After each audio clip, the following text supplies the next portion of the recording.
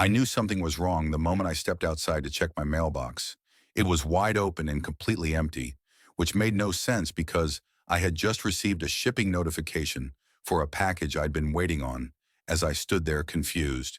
My neighbor Rick from across the street caught my eye and nervously motioned toward the community garden. I followed his gaze and couldn't believe what I was seeing there. Casually flipping through my letters like she was browsing magazines at a doctor's office was Karen Wilson, the president of our homeowners association. She didn't even try to hide what she was doing when she noticed me approaching, just making sure you're not hiding anything. She said with a self-satisfied smirk, continuing to examine an envelope addressed to me as HOA president. It's my responsibility to ensure everyone in this community is following the rules. I was absolutely stunned. Excuse me, but that's my personal mail. You have no right to go through it. Karen scoffed, tucking one of my envelopes into her designer purse. Actually, I have every right. The bylaws give me authority to investigate suspicious activity, and you as a new resident are automatically suspicious. She handed me the remaining mail, but I could tell several pieces were missing. What she didn't realize was that she had just committed a federal offense, and I wasn't about to let it slide. I had only moved into Oakwood Estates 3 months ago. It was a beautiful neighborhood with manicured lawns, charming houses, and unfortunately a notoriously controlling homeowners association. From the very first day, Karen had made it clear that she considered herself the ultimate authority. She left a friendly welcome note on my door the day after I moved in, listing 17 minor violations she'd already observed, including that my grass was 1/4 inch too tall and the shade of my mailbox was midnight blue instead of the approved navy blue. At first, I tried to be understanding. Every community has rules, right? I adjusted what I could and politely pushed back on the more ridiculous demands, but Karen seemed to take my resistance as a personal challenge. She began driving by my house multiple times a day, taking photos of my property from the street and sending daily emails about concerns from neighbors that always seemed to originate only from her. "I'm keeping an eye on you," she told me at the neighborhood block party, her voice dripping with artificial sweetness. "We've had troublemakers move in before, and they didn't last long." I'd laughed it off then, but now watching her rifle through my personal correspondence, I realized she was taking her self-appointed role to a disturbing new level. About 2 weeks after the mailbox incident, I noticed something odd. Bills I was expecting never arrived. A replacement credit card I'd requested was marked as delivered, but wasn't in my mailbox. Small packages would show as delivered in tracking apps, but would mysteriously disappear. At first I thought it might be mistakes by the postal service or perhaps porch pirates in the area. But then one morning as I was leaving for work, I spotted Karen standing near my mailbox checking her watch repeatedly. When the mail carrier arrived, she approached him with a clipboard, asking questions and pointing toward my house. The carrier looked uncomfortable but continued his route as soon as he left. Karen walked directly to my mailbox, opened it, and began examining the contents. I stepped outside immediately. "What exactly do you think you're doing?" I asked, struggling to keep my voice level.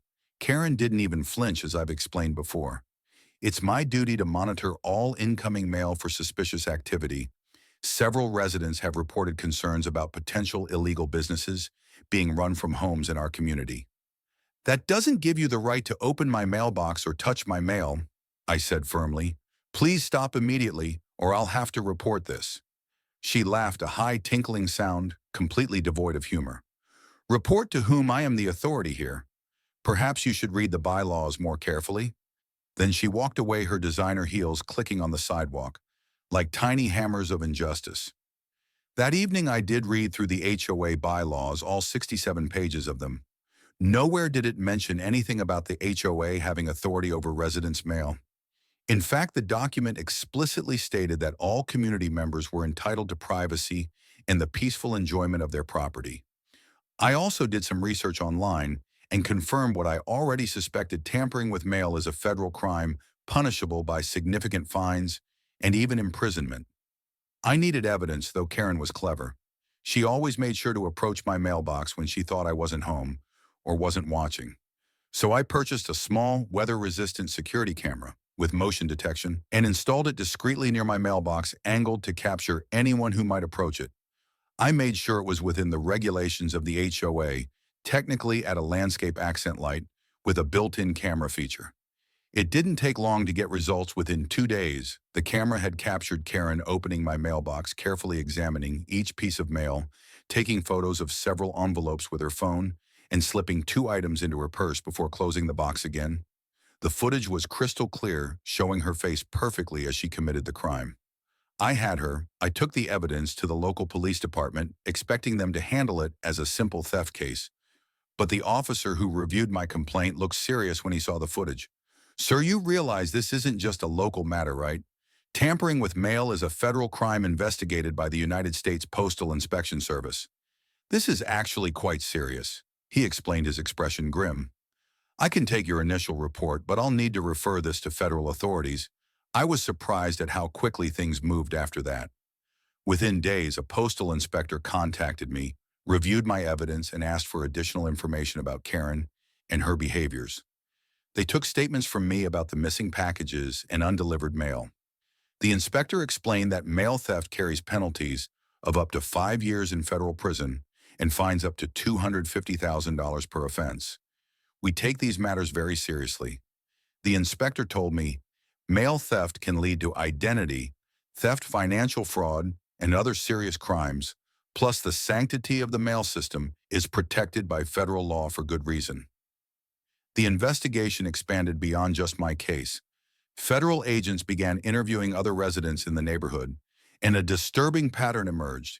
Karen had apparently been intercepting mail from multiple households, particularly targeting newer residents or those who had challenged her authority in HOA meetings. Several neighbors came forward with similar stories.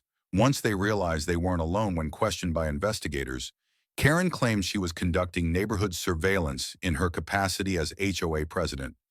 She insisted it was her responsibility to monitor for illegal activities, unauthorized rental situations, or businesses being run from homes in violation of community guidelines.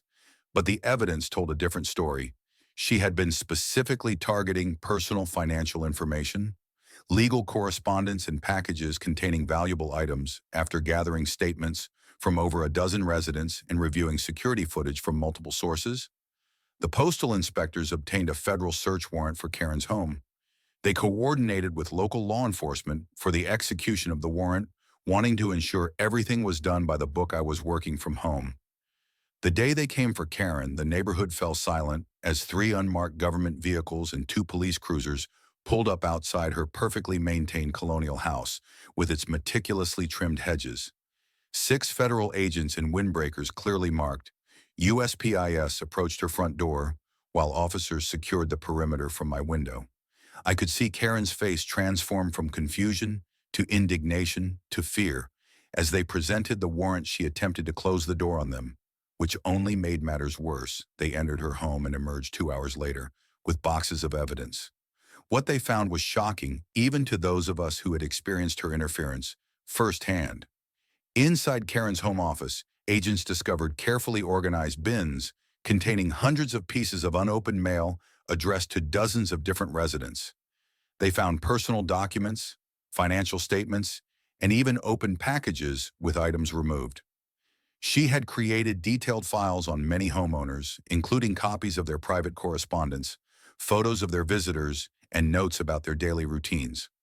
It went far beyond HOA enforcement. It was an obsessive surveillance operation that had crossed firmly into criminal territory.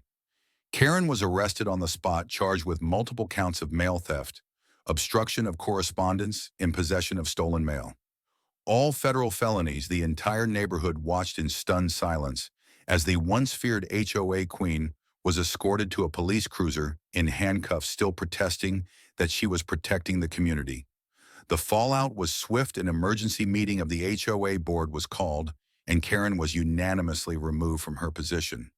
The board issued a public apology to all residents and promised a complete overhaul of the association's practices. As for Karen, her bail was set at $100,000, and she was facing up to 5 years in federal prison for each count of mail theft, with over 30 counts filed against her. The minimum fine she was facing totaled over $300,000, not including legal fees and restitution to victims. The greatest irony of all, when federal agents returned my stolen mail, there was a jury duty summons among the envelopes Karen had taken by intercepting it. She had not only committed mail theft, but had also caused me to miss an official court date. And in the process of being processed for her crimes, the authorities discovered that Karen herself had missed her own jury duty summons 3 months earlier. Adding contempt of court to her growing list of charges, her face went completely pale when the judge mentioned this additional charge during her arraignment.